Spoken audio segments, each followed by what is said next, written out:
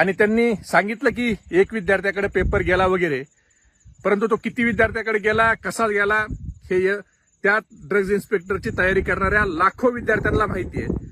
आणि ते आम्ही देखील अनेक वेळा पुराव्यासहित लोकांच्या समोर मांडलेलं आहे. पण परीक्षा रद्द करणं तुम्ही केली, तुमचं अभिनंदन आहे. परंतु सरकारला, देवेंद्र फडणवीसांना मला विनंती करायची आहे की परीक्षा रद्द करणं हे पेपर फुटीचा जो गंभीर आजार झालाय त्या आजारावरचं हे मलमपट्टी आहे. परंतु हा आजार मुळासकट जर तुम्हाला नष्ट करायचा असेल तर ह्या प्रकरणाची सखोल चौकशी झाली पाहिजे. याचे धागेदोरे, याच्यात कोण कोण गुंतलंय, ह्या पेपर फुटीच्या चक्रव्यूहात कोण कोण अभिमन्यू अडकलेत, हे तुम्ही त्या ठिकाणी शोधलं पाहिजे. आणि ह्या एमपीएससी मधून पेपर फुटलाय का ट्रान्सपोर्ट करताना पेपर फुटी झाली का, परीक्षा केंद्रावर गेल्यावर पेपर फुटी झाली का, एमपीएससीतच त्याचा मास्टर माइंड बसलाय आणि तो मास्टर माइंड पैसे खाऊन लाखो विद्यार्थ्याच्या भविष्याशी खेळतोय. आज परीक्षा रद्द झाली, उद्या परीक्षा द्यायची, परंतु त्या लाखो विद्यार्थ्याचं काय द्यावा भाऊ, ज्यांनी कष्ट घेतले, मेहनत घेतली आणि त्यांच्या कष्टाचं, मेहनतीचं, वेळेची किंमत कोण मोजणार आहे? त्यांना झालेल्या मानसिक त्रासाची किंमत कोण मोजणार आहे?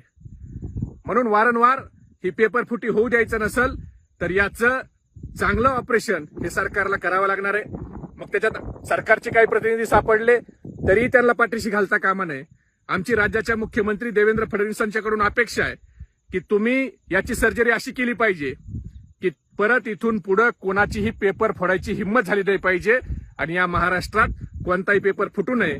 म्हणून याची वाहतूकदार असो, एमपीएससीतले अधिकारी असो, नाशिकला कुठं ह्या मुलांना एकत्रित बोलावलं, किती मुलं होती, त्यांना कसा पेपर पाठ करून घेतला, ह्या सगळ्या मुळापर्यंत जाऊन याची उत्तरं ही महाराष्ट्रातल्या लाखो लोकांना सरकारकडून पाहिजेत. आणि सरकार हे किंमत ही ज्यांनी पेपर फोडलाय त्याला मोजायला लावील अशी माफक अपेक्षा आमची आहे.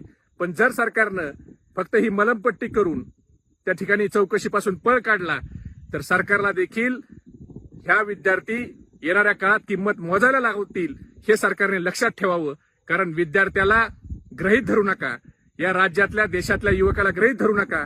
हा युवकाला जर गृहीत धरलं तर काय होतं हे तुम्ही जंतर मंतरला त्याची झलक अनुभवली. उद्या हे महाराष्ट्रात देखील तुम्हाला निश्चित पाहायला मिळू शकते.